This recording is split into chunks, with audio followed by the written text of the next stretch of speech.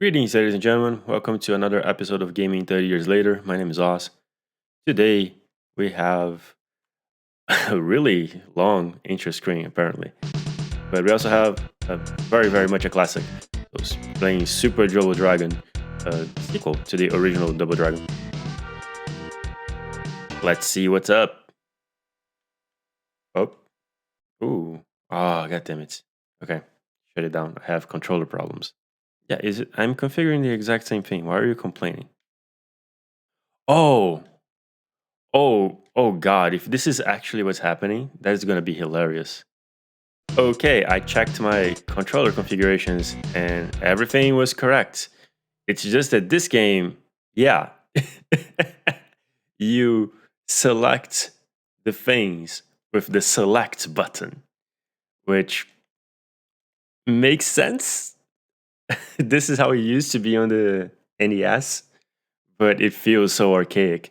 So we're off to a great start. Anyway, let's get this down. This game is a beat 'em up, which, as you may or may not know, is a genre I have a lot of affection for, but absolutely suck ass at. So what? Oh, like I think process blocking and everything else is just different types of attack. This is interesting because they are so tiny on the screen, which is unusual for a beat 'em up like this.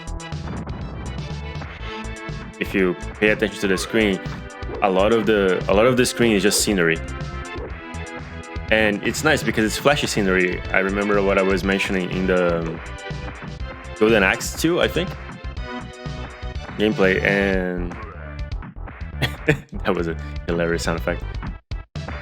And one of the things that really stood out to me in that game was that this. Oh wow, that was a. So is the block actually like a counter thing? The scenery in Golden Axe was very static, and yeah, if you can notice in other beat 'em ups that I've played so far, the scenery is always has some life to it.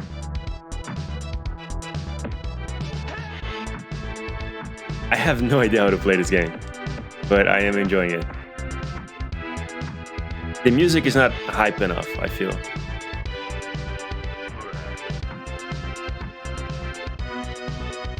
Also, this feels like it has a weird balance. I have a lot of life, but so do the enemies. Oh. Oof. It's like I feel like I'm spending more time than I should in this quote-unquote one encounter. I think I'm figuring out how to do some things just in time to get killed, but such is life. I would like to pick up this thing. Yeah, there you go. The original Double Dragon was quite a thing, if I remember correctly. People enjoyed it a lot. I don't think I've ever played it. I think he was a bit too old for the start of this series. Oof. How do I pick it up? There we go. Pick it up with square. Good knowledge.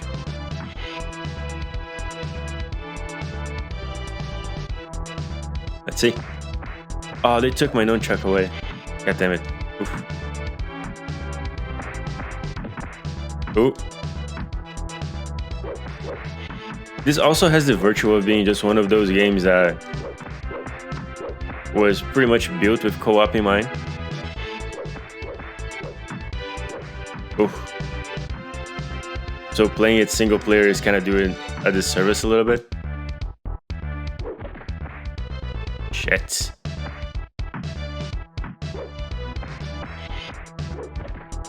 I miss the enemies not having like a life screen that I can check.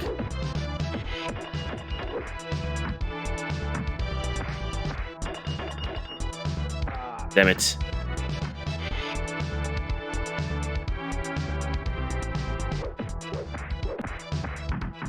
Oof.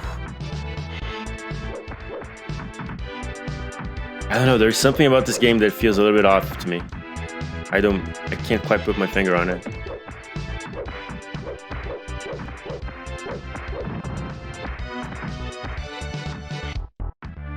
Anyway. So since this is a pretty static game, I might as well take the time to say some meta things, I guess, because there's some issues with the channel that I've not been addressing. I've been meaning to. Oh, elevator level, nice. So I've mentioned before that my relationship with gaming kind of changed this year, and also recording this season has been a huge pain in the ass because things keep happening. So my plan, what I did last year, was that I recorded everything in January and February because those were pretty dead months in terms of gaming releases. And then I would slowly put them out once a week. But that didn't really work because I had a ton of stuff to do in February and March and then April, and then I traveled to Korea, and then I came back and I moved to another city, and then I started recording again and I got super sick. So I am rushing against the clock of this series at this time. As I record this, I think episode 6 is already out. So, oh, do we actually have? Is there a character select? God damn it.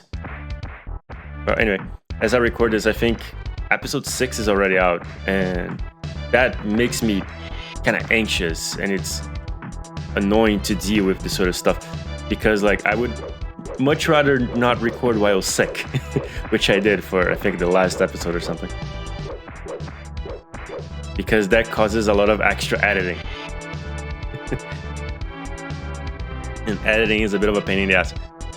But anyway. And it's just, doing this series is something that I really didn't want to finish the year without doing. But I have, in the back of my mind, really been wanting to get back to doing more long form Let's Plays. It's just that I'm struggling a lot with trying to find a game that I would want to play for that long. One that I always had in the back of my mind as an option was Silent Hill 2, because I absolutely love that game. And it became a little bit relevant because they announced a remaster of it, or remake, or whatever it is. And I 100% don't trust that thing to be good because it's Konami, and Konami already released Silent Hill 2 remaster that was of dubious quality, to say the least. Fuck. And yeah, it's just I don't trust that thing to be good at all. However, I would like to give it a try, and the original Silent Hill 2 is something that I hold very, very dear to my heart. So it's something that I'm extremely looking forward to.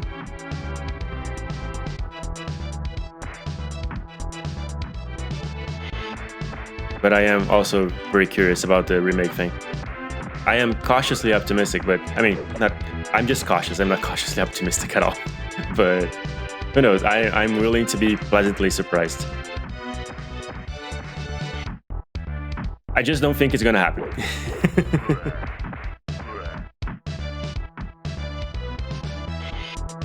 What's up? Damn it. Oof. This is a thing that this game does that others in the genre don't do as well, and I mean, I would be enjoying it more if it didn't mean that I get absolutely pummeled, but this AI is better at actually locking me in. Like, if it's two people, don't attack me from the same angle and stuff like that. Just, like, they are good at trying to set up situations where I am being attacked from both sides and stuff like that. Or maybe I'm just really bad at avoiding that. That's also a possibility that I'm willing to consider.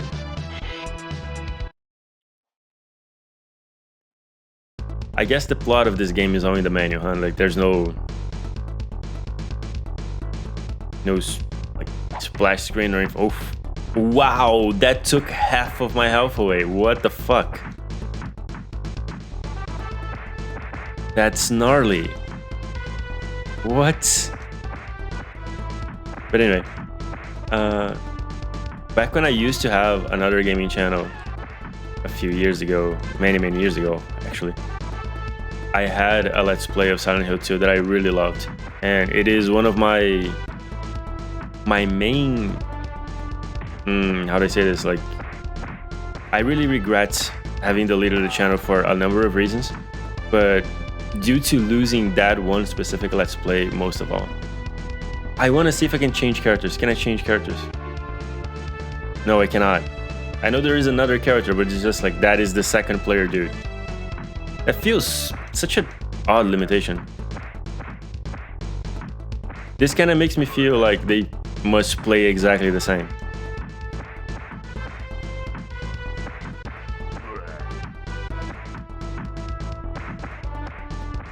Oof.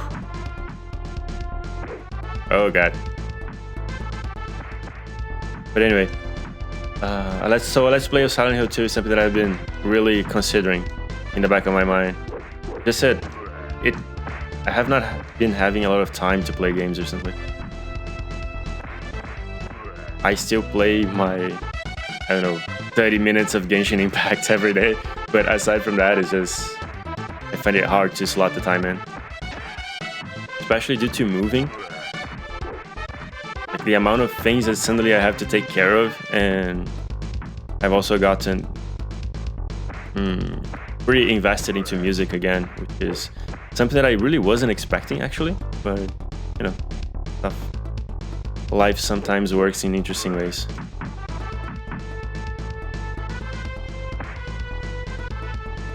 Oh, god damn it.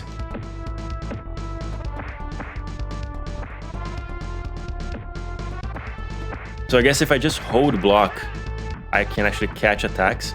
Yeah, okay. It took me maybe too long to figure that out, but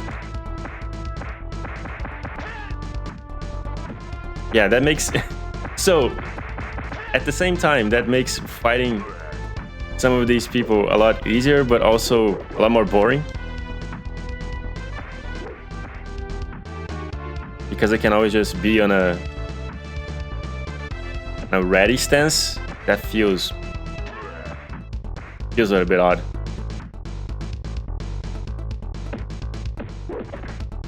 God damn it.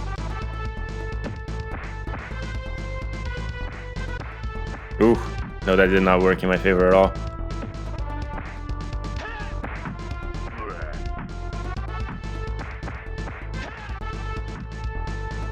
Okay, is that... Nope, you're still alive, huh? Okay.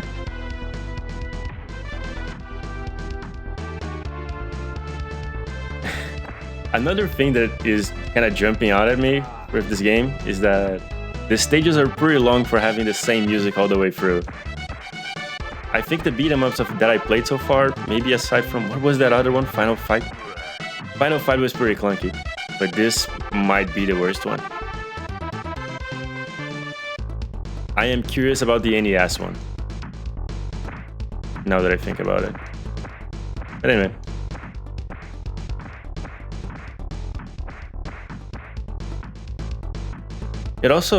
It feels like a difficult game, but it's also pretty, I'm maybe prepared to say lenient, because I have a lot of continues out of the gate. I feel like I have like 5 or something.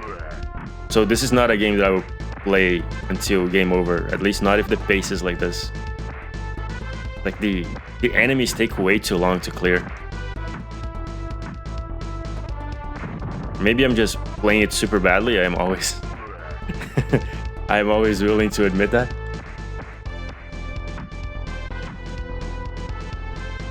But the truth is that that doesn't help. If the game sucks until you're good at it, then for my purposes, the game just sucks. Which is a complaint that I have recurrently with some games. It's kind of like the argument that a game gets better like 5 hours in. Like, I'm sorry, if a game cannot like capture my interest in 5 hours, then it's not a good game. Or at least it's a game that has a very deep design flaw.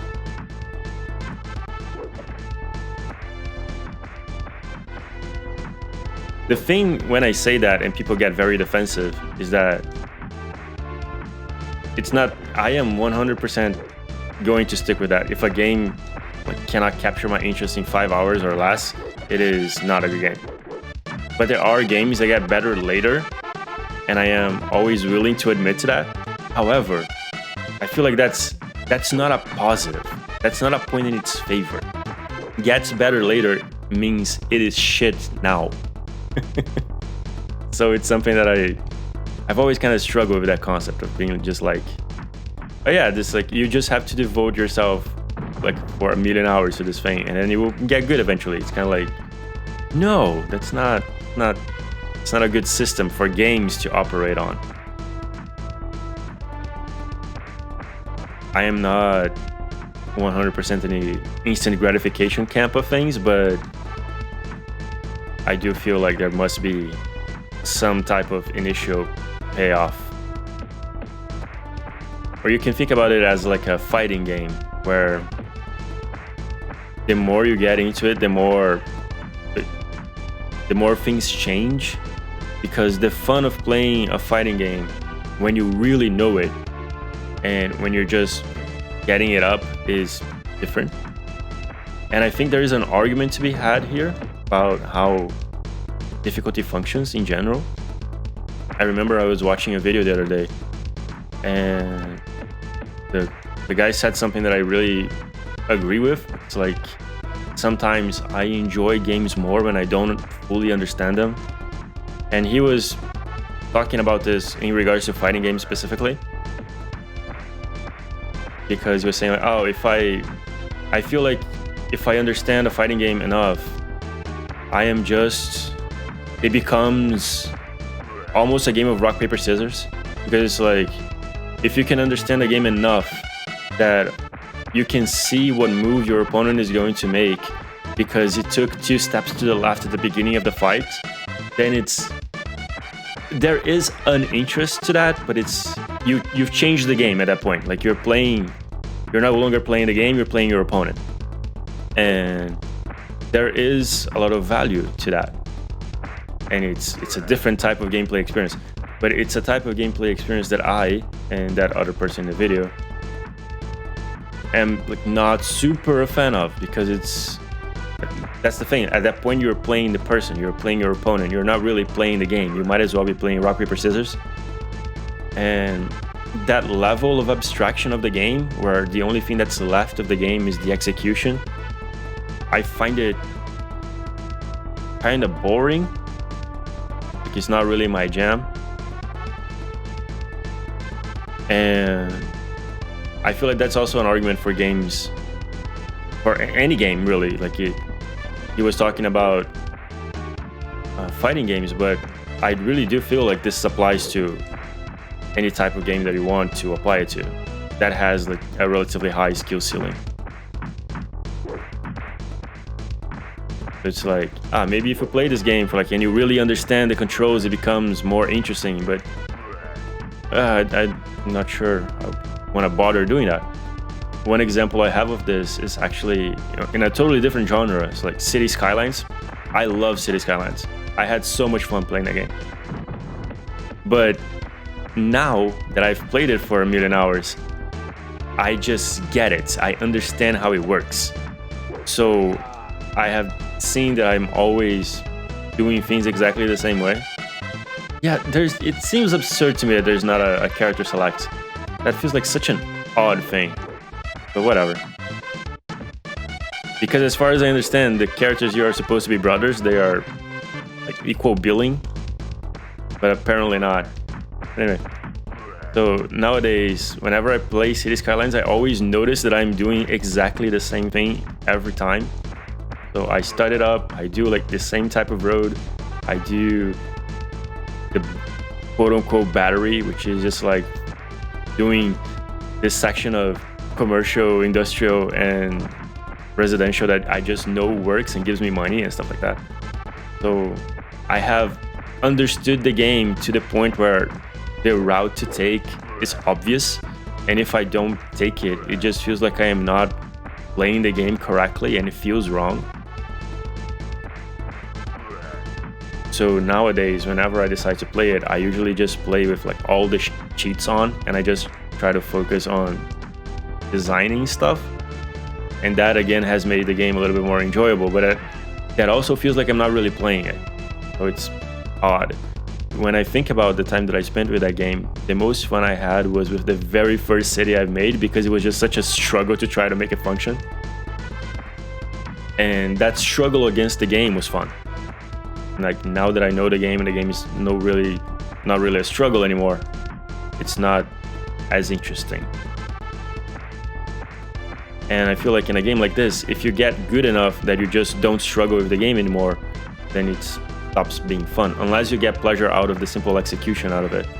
Which in this sort of game, as in a fighting game, would make more sense, because the execution is actually skill-based. It's not like in City Skylines where the execution is knowledge-based, to make that weird distinction. But anyway, this has been a very long detour in terms of commentary, but whatever. This game is not really giving me a lot to talk about, to be honest with you.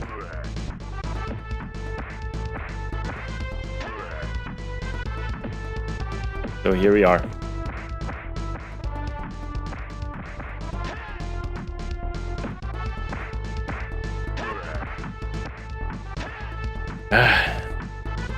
I think I mentioned this before. One of the things about having done basically no video work throughout this year is that I kind of forgot how to do it, and it feels really odd.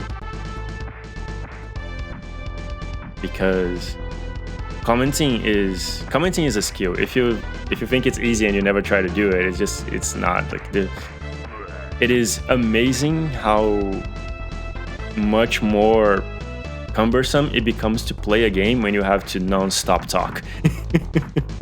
And this is one of the things that drives me crazy about Twitch.